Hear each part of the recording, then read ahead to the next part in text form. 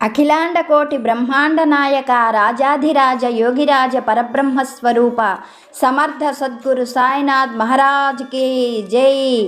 Hello అండి, అందరికీ నమస్తే. అందరూ ఎలా ఉన్నారు? అందరూ ఆరోగ్యంగా, క్షేమంగా, సంతోషంగా బాగుండాలని మనస్ఫూర్తిగా మనందరి తరపున అమ్మవారిని వేడుకుంటున్నాను. బాబాగారి ఆశీస్సులతో మన జీవితంలో మనం కోరుకున్నవన్నీ జరగాలని, అలాగే బాబాగారు సదా మనకు తోడుగా ఉండి అనుగ్రహించాలని మీ అందరి తరపున నేను కూడా బాబాగారి పాదాలనంటి వేడుకుంటున్నాను.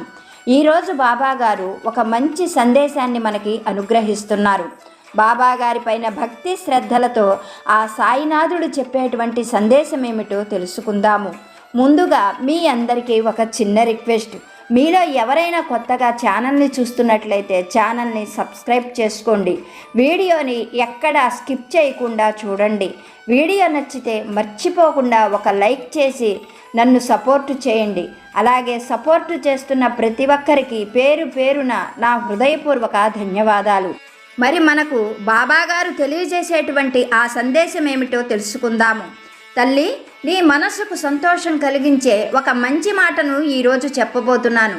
జాగ్రత్తగా నీ సాయినాథుడు చెప్పేటువంటి మాటలను శ్రద్ధతో విను. నీకు ఎప్పుడైనా సరే ఏ విషయంలోనైనా నిజం తెలిసినప్పుడు ముందుగా నీ మనస్సుకి బాధ కలుగుతుంది. ఎందుకంటే నువ్వు అనుకున్నట్లుగా ఆ నిజం అనేది ఉండకపోవచ్చు. ఆ తరువాత నీ మనసుకు నిజమైన ఆనందం అంటే ఏమిటో అర్థమవుతుంది. నేను నీకు ఈ సందర్భంలో ఒక సత్యం చెప్పాలనుకుంటున్నాను. బాగా గుర్తుపెట్టుకో. నీతో అవసరం ఉన్నంత వరకే ఎవరైనా సరే నీతో ఉంటారు. ఆ అవసరం అనేది ఎలాంటిదైనా కావచ్చు. కానీ నువ్వు మాత్రం ఏమనుకుంటావంటే వాళ్ళందరూ కూడా నా వాళ్లే కదా, నా వాళ్లే నన్ను ఇలా ఎందుకు మోసం చేస్తారు అనే ఆలోచనతోనే నువ్వు జీవిస్తూ ఉంటావు. భ్రమలో బ్రతుకుతూ ఉంటావు. వారి కోసమే పగలు రాత్రి అనే తేడా లేకుండా కష్టపడుతూ ఉంటావు. తినే తినక వారి కోసమే ధనాన్ని కూడా నువ్వు కూడబెడతావు. ఇలా నువ్వు ప్రతి పనిలోనూ వారి ఆనందాన్ని వెతుకుతూ నువ్వు సంతోషంగా వారి కోసమే ఈ పనులన్నీ కూడా చేస్తూ ఉంటావు. అయితే నువ్వు ఎవరి కోసం ఇంతగా శ్రమ పడుతున్నావో, ఇన్ని కష్టాలు పడుతున్నావో, నువ్వు ఇంత శ్రమలు చేసి కష్ట నష్టాలు భరిస్తున్నావో, ఎవరు నీ వాళ్ళు అని నువ్వు పదే పదే అనుకుంటూ ఉన్నావో, ఎవరిని చూసి నువ్వు సంతోషపడుతూ ఉన్నావో, ఒక విధంగా చెప్తే గర్వపడుతూ ఉన్నావో, ఇదంతా కూడా కేవలం అవసరం కోసమే అని నీకు తెలిసినప్పుడు నీ మనసుకి బాధ కలగడం సహజమే.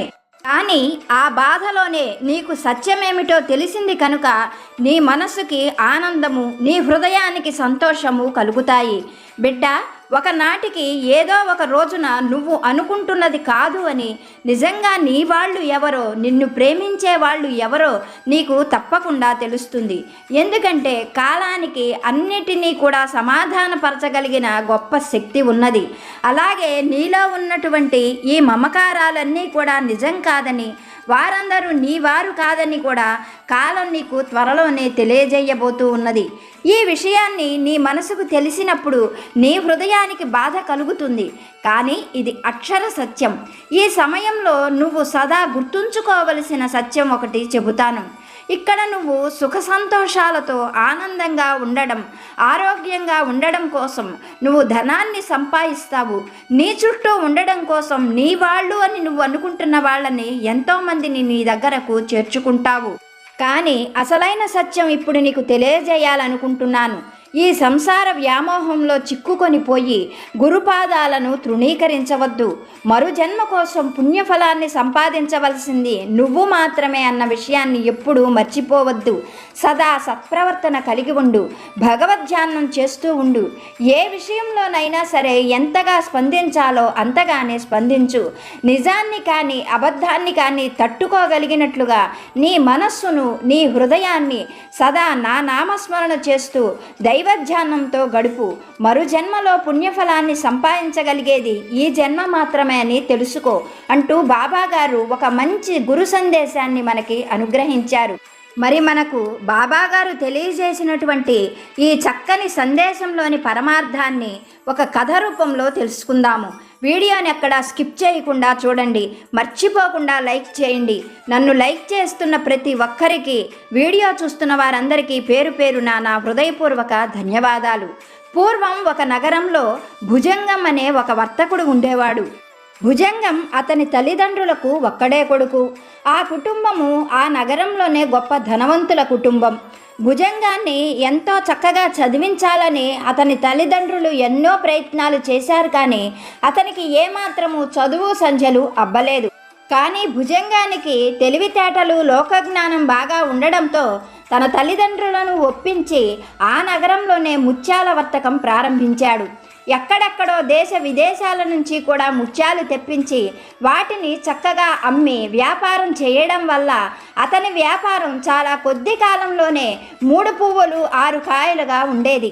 ఇలా భుజంగం వ్యాపారం చక్కగా సాగడం, అతను గొప్ప ధనవంతుడు కావడంతో ఆ ధనవంతుడైనటువంటి భుజంగానికి తమ కుమార్తెను చేసుకోమని అతని తల్లిదండ్రుల్ని ఆ నగరంలోనే ఉన్న ఎంతోమంది ధనవంతులు, వర్తకులు అడిగేవారు.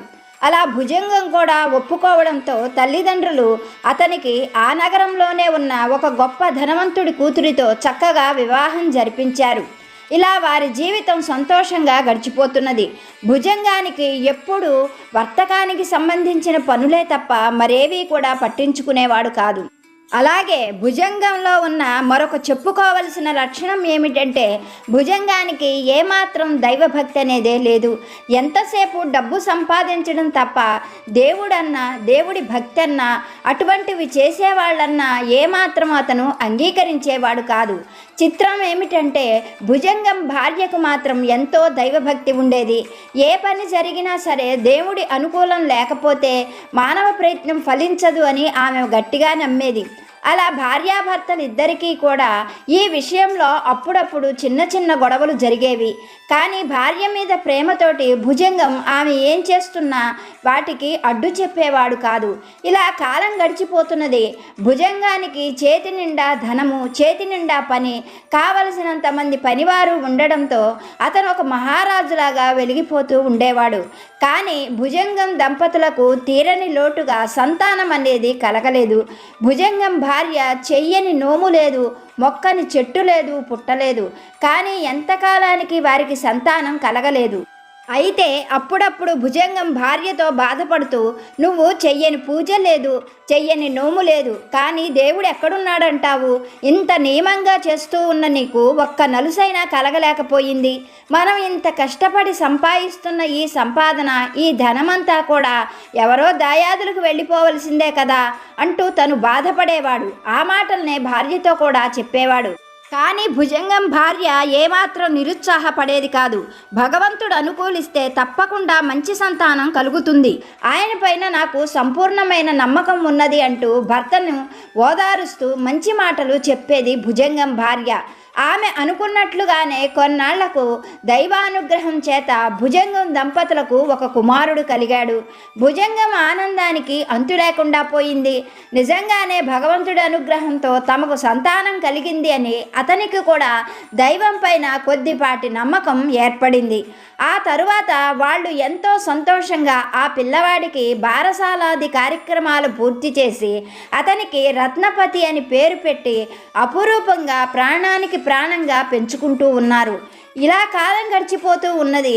సంతోషంగా గడిచిపోతున్న భుజంగం జీవితంలో ఊహించని హఠాత్ పరిణామంలాగా భుజంగం భార్య అనారోగ్య సమస్యలతో చనిపోయింది. ఆ పిల్లవాడు చిన్నపిల్లవాడు.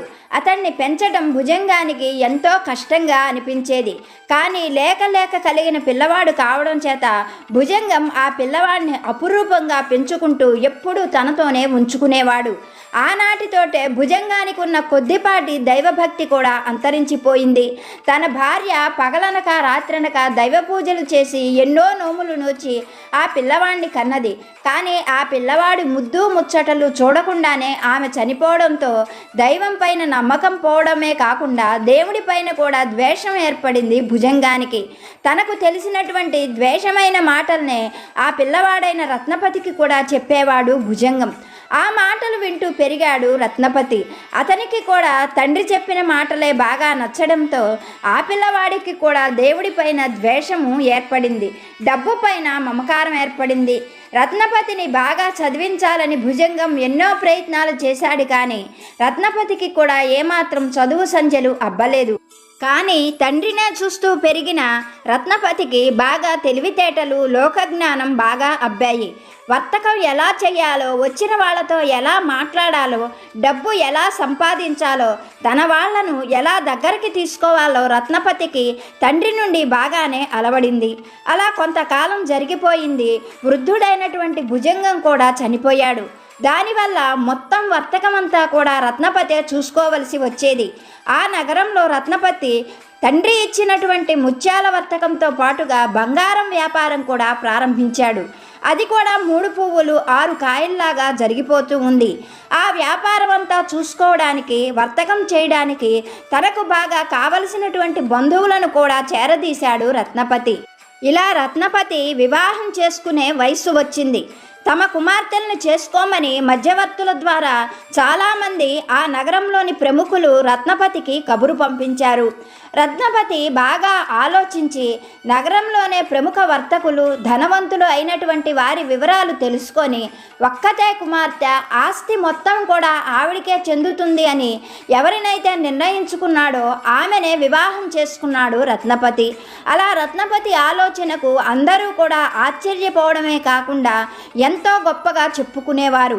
ఇలా ఉండగా రత్నపతి తన వ్యాపారాన్ని, వర్తకాన్ని ఇంకా పెంచుకోవాలని ఆ నగరంలోనే కాకుండా మరికొన్ని నగరాల్లో తన వ్యాపారాన్ని బాగా విస్తరించాలి అని ఆలోచించేవాడు.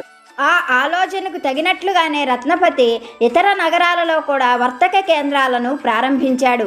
కాలక్రమంలో రత్నపతి బహు సంతానవంతుడయ్యాడు.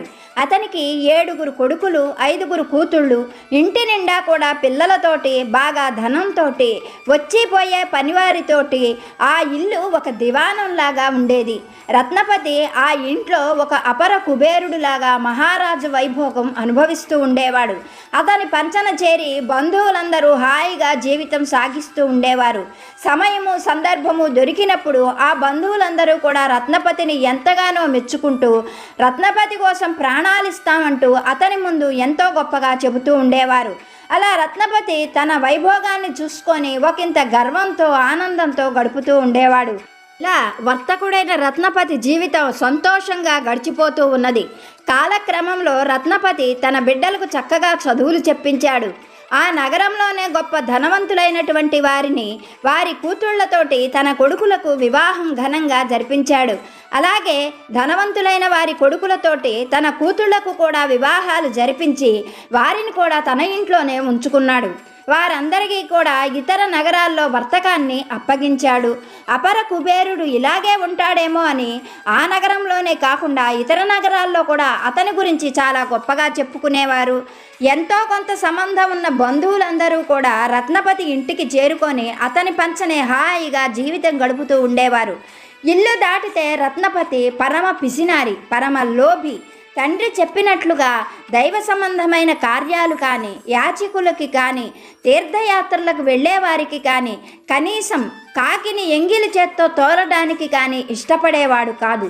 కేవలం తను సంపాదించిన సంపద అంతా కూడా, అంతులేని ఆ సంపద తన వారు మాత్రమే తినాలి, తన బంధువులు మాత్రమే తినాలి.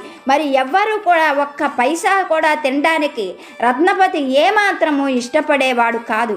అతని పంచన చేరిన బంధువులు అతన్ని గొప్పగా చెప్పుకునేవారు. కానీ ఊళ్ళో ఉన్నటువంటి పేద సాధలు మాత్రం అతను పరమ పిసినారి అని అతని గురించి రకరకాలుగా చెప్పుకుంటూ ఉండేవారు.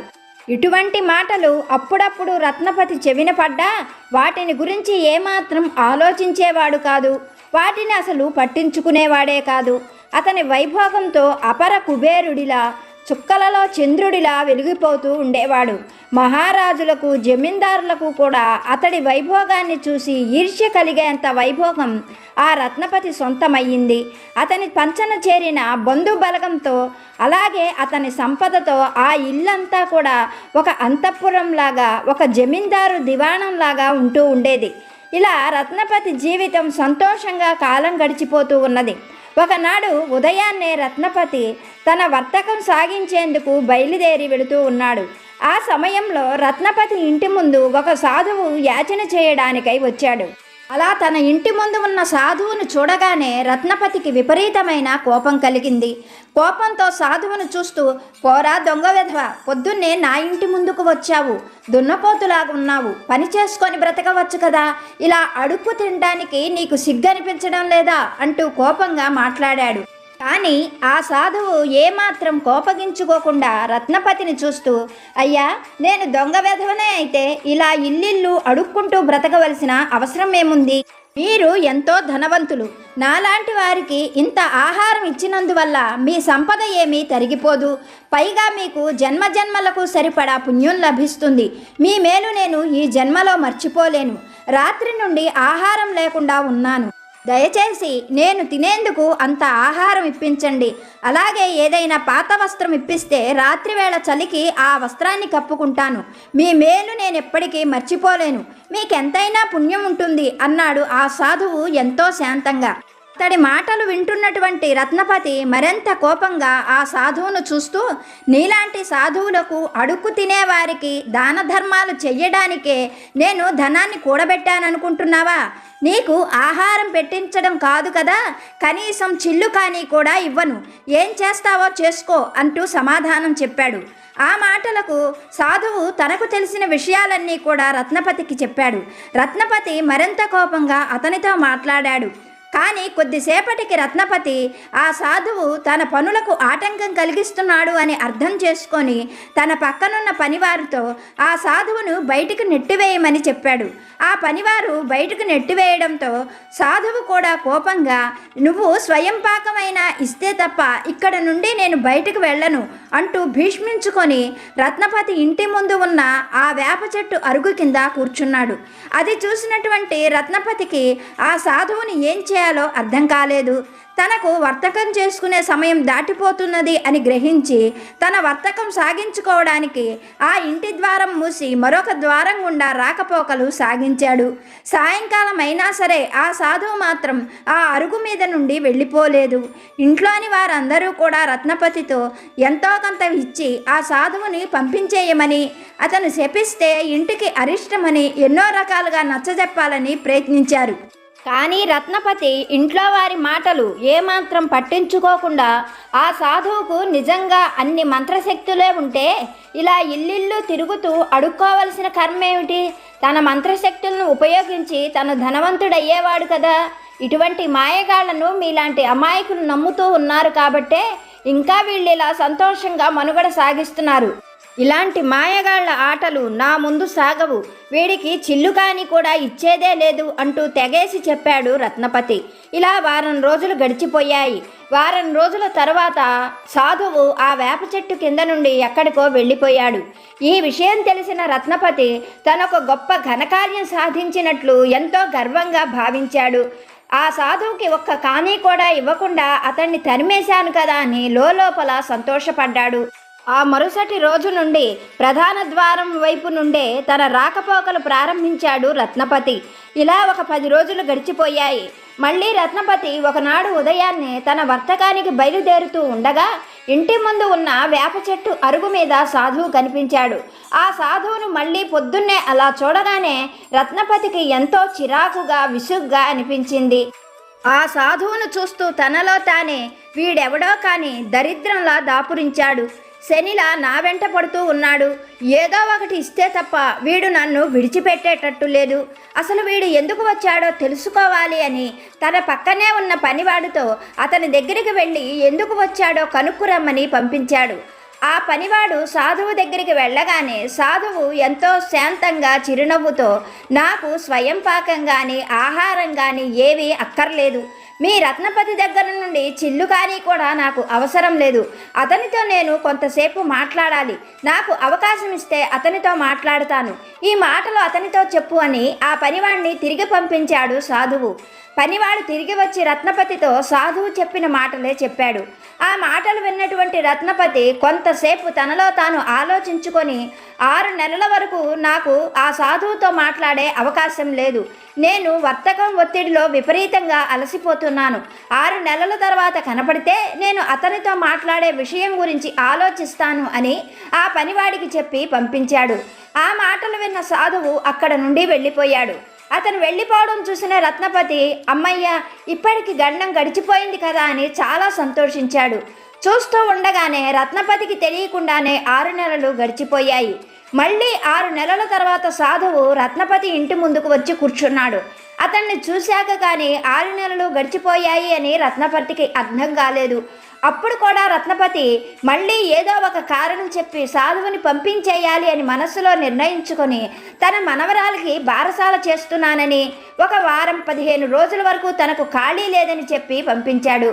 ఆ మాటలు విన్న సాధువు అప్పుడు కూడా వెళ్ళిపోయాడు. అలా వెళ్ళిపోయిన సాధువు రత్నపతి చెప్పినట్లుగానే 15 రోజుల తర్వాత వచ్చాడు. అప్పుడు కూడా రత్నపతి తన మనవడికి అన్నప్రాసన చేస్తున్నానని మళ్ళీ 15 రోజుల వరకు తనకు ఖాళీ లేదని చెప్పి పంపించాడు. అప్పుడు కూడా రత్నపతి చెప్పినట్లుగానే సాధువు ఏమాత్రం విసుగు చెందకుండా వెళ్ళిపోయాడు. ఆ తర్వాత మళ్ళీ సాధువు రత్నపతి చెప్పినప్పుడే వచ్చాడు. అప్పుడు కూడా రత్నపతి తన మనవడికి అక్షరాభ్యాసం చేయించాలని చెప్పి పంపించి వేశాడు.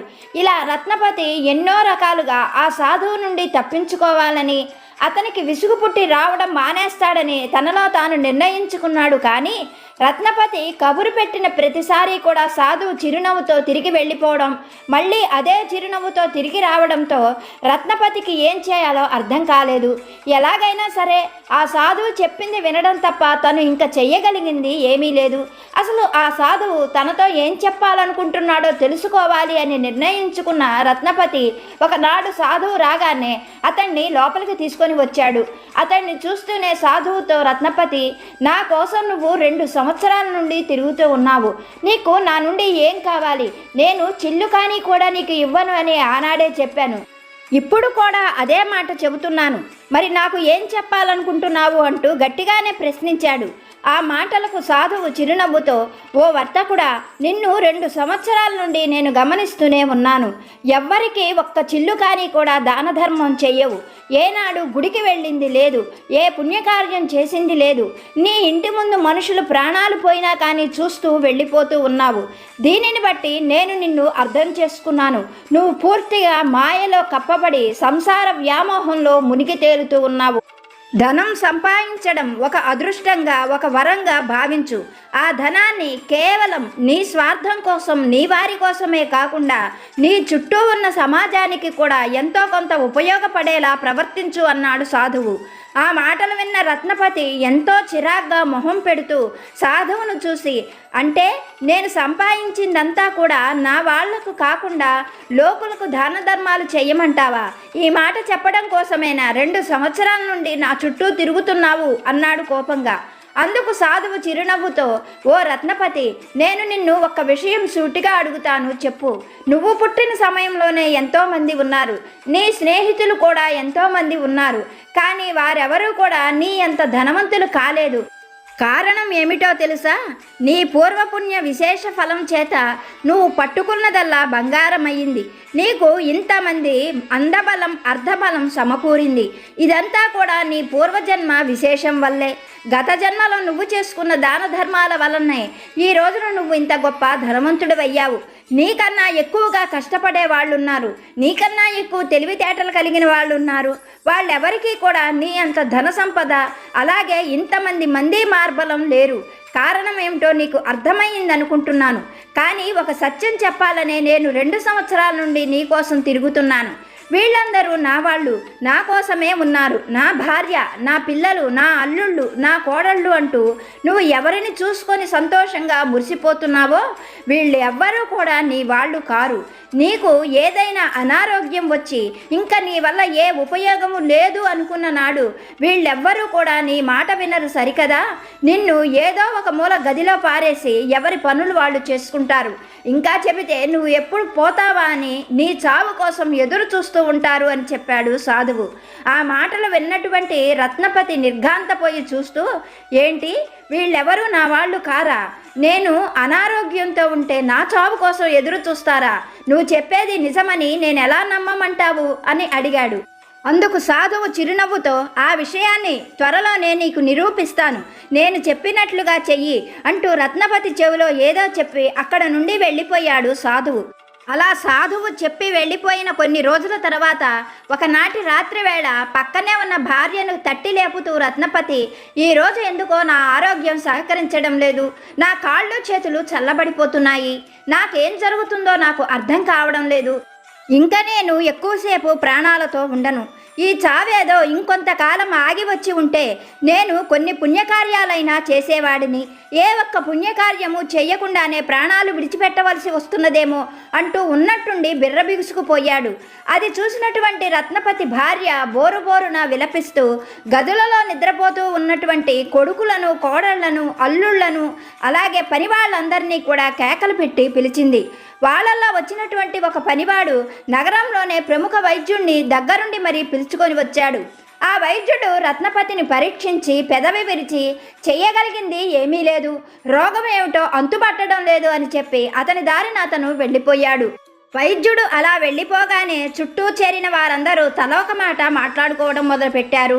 ఎంతవారికైనా చావు తప్పదు, ఏదీ మన వెంట రాదు అని కొంతమంది, మరికొంతమంది ఉన్నపళంగా పోవడమే మంచిది, మంచంలో పడితే ఎవరు మాత్రం చాకరీ చెయ్యగలరు అని మరికొంతమంది, ఉన్న ఆస్తిపాస్తులు ఎవరెవరికి ఎంతెంత ఇచ్చారో తన వాళ్ళకే ఎక్కువ ఇచ్చుకొని ఉంటాడు అని మరికొంతమంది, ఇలా ఎవరికి తోచింది వారు మాట్లాడుకుంటూ ఉన్నారు. ఈ మాటలన్నీ వింటున్నటువంటి రత్నపతి మనస్సు చెలించిపోయింది. చీచి, వీరి కోసమేనా నేను ధనాన్ని కూడబెట్టాను, ఏ ఒక్కరూ కూడా నా ప్రాణాల గురించి ఆలోచించడం లేదు కదా అని మౌనంగా తనలో తానే రోధించసాగాడు. బంధువులందరూ చుట్టూ చేరి ఎవరికి తోచింది వారు మాట్లాడుకుంటూ ఉన్నారు. ఇంతలో దూరంగా సాధువు రావడం గమనించినటువంటి వారందరూ కూడా అతనికి దారిచ్చారు. లోపలికి వచ్చిన సాధువు రత్నపతిని పరీక్షించి, అమ్మా, ఇతని ప్రాణాలకు ఏమాత్రం ప్రమాదం లేదు, ఇతన్ని బ్రతికించడానికి నా దగ్గర ఒక ఔషధం ఉంది, మీరెవరైనా అంగీకరిస్తే ఇతన్ని బ్రతికించే ప్రయత్నం నేను మొదలు పెడతాను అని చెప్పాడు. అతని మాటలు విన్నటువంటి రత్నపతి భార్య సాధువు కాళ్లపైన పడి, అయ్యా, మీ మేలు జన్మ జన్మలలోనూ మర్చిపోలేను, నేను మీకు ఎల్లప్పుడూ రుణపడి ఉంటాను, అలాగే మీరు ఎంత ధనం కోరుకుంటే అంతకు రెట్టింపు ధనాన్ని ఇస్తాను, ఆయన లేకపోతే నేను ప్రాణాలతో ఉండలేను, ఆయనకు ఆ ఔషధం ఇచ్చి ఆయన్ని తక్షణమే బ్రతికించండి అంటూ బోరుబోరున విలపించింది. ఆమెతో పాటుగా ఆమె బంధువులందరూ కూడా గొంతు కలిపారు. సాధువు కొద్దిసేపు వారిని మౌనంగా ఉండమని చెప్పి, ఓరి వెర్రివాళ్లలారా, ఎంత ఔషధమైతే మాత్రం దానికి కూడా కొన్ని నియమాలుంటాయని తెలియదా? ఇతన్ని బ్రతికించాలి అంటే నా దగ్గర ఉన్న ఔషధాన్ని ఇస్తాను. ఈ ఔషధాన్ని నేను హిమాలయాలలో ఎంతో కాలం తపస్సు చేసి దైవానుగ్రహంతో సంపాదించాను. ఆ దైవం నాకు చెప్పిందే నేను ఇప్పుడు మీకు చెబుతున్నాను. ఈ ఔషధాన్ని ఎవరైతే తాగుతారో వారు తక్షణమే మరణిస్తారు.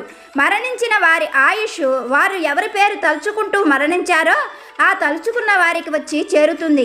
కనుక మీలో ఎవరైనా సరే ఈ ఔషధాన్ని తాగినట్లయితే మీ ఆయుష్ రత్నపతికి వచ్చి చేరుతుంది. మీరు అన్నట్లుగా అతను ప్రాణాలతో బ్రతుకుతాడు, కొంతకాలం అతను ఆనందంగా జీవించగలుగుతాడు. ఇతడు బ్రతికున్నప్పుడు ఒక్క పుణ్యకార్యమైనా చెయ్యలేదు. గత జన్మలో చేసుకున్న పుణ్యఫలం వల్ల ఈనాడు ఇంత ధనవంతుడయ్యాడు. మీ అందరికీ కూడా పగలు రాత్రి అని తేడా లేకుండా తన వాళ్ళు అని భావించి మీకోసమే ధనం సంపాదించాడు. సరే, మీలో ఎవరొచ్చి ఈ ఔషధాన్ని తాగుతారు అంటూ ఒక మట్టి పాత్రను పట్టుకొని నిలబడ్డాడు సాధువు. సాధువు అలా చెప్పేసరికే ఆ ప్రాంతమంతా మౌనంతో నిండిపోయింది. ఒక్కొక్కరుగా వెనక్కి వెళ్ళిపోతూ ఉన్నారు. అది గమనించిన సాధువు రత్నపతి భార్యను చూస్తూ, ఏమ్మా, నీ భర్త లేకపోతే ప్రాణాలతో ఉండలేనన్నావు, మరి ఈ ఔషధాన్ని నువ్వు తీసుకుంటావా అని అడిగాడు. అందుకు రత్నపతి భార్య కన్నీరు తుడుచుకుంటూ సాధువుతో, అయ్యా, వారు నా పట్ల చూపించిన ప్రేమాభిమానాలను తలుచుకుంటూ నా సంతానంతో చాలా కాలం ఆనందంగా గడపాలని నేను అనుకుంటున్నాను, నన్ను క్షమించండి అంటూ ఆవిడ వెనక్కి వెళ్ళిపోయింది. ఆ తరువాత రత్నపతి కొడుకుల్ని చూసి, అయ్యా, మీరు ఈ ఔషధాన్ని తీసుకుంటారా అని అడిగాడు. అప్పుడు వాళ్ళందరూ, అయ్యా, మాకు మా తండ్రి గారు ఎంతో అంతులేని సంపదనిచ్చారు, మేము ప్రాణాలతో లేకపోతే ఈ సంపదలను ఎవరు చూసుకుంటారు, సంపదంతా కూడా దాయాదుల పాలైపోతుంది కదా, మా వల్ల కాదు, మమ్మల్ని క్షమించండి అంటూ వాళ్ళు వెనక్కి వెళ్ళిపోయారు. ఆ తరువాత రత్నపతి అల్లుళ్లను అడిగాడు సాధువు. అప్పుడు వారందరూ, అయ్యా, మేము మా వాళ్ళందరికీ ఒక్కొక్కరమే సంతానం, మేము లేకపోతే మా తల్లిదండ్రుల్ని ఎవరు చూసుకుంటారు, కనుక మమ్మల్ని క్షమించండి అంటూ వాళ్ళు కూడా వెళ్ళిపోయారు. అప్పుడు పని వాళ్ళందరూ కూడా, అయ్యా, అయిన వారికే అవసరం లేని వారు మాకు మాత్రం ఏముంది, మేము వారి పంచన బ్రతికేవారం, మమ్మల్ని క్షమించండి అంటూ ఒక్కొక్కళ్ళు ఒక్కొక్క కారణం చెప్పి వెనక్కి వెళ్ళిపోతూ ఉన్నారు. ఇదంతా గమనిస్తున్నటువంటి రత్నపతి దిగ్గున లేచి సాధువు కాళ్లపై పడి, నా దైవమా, నన్ను అనుగ్రహించడానికే ఈ సాధువు రూపంలో వచ్చావు, ఇప్పటికీ ఈ దీనునిపైన నీకు దయ కలిగింది.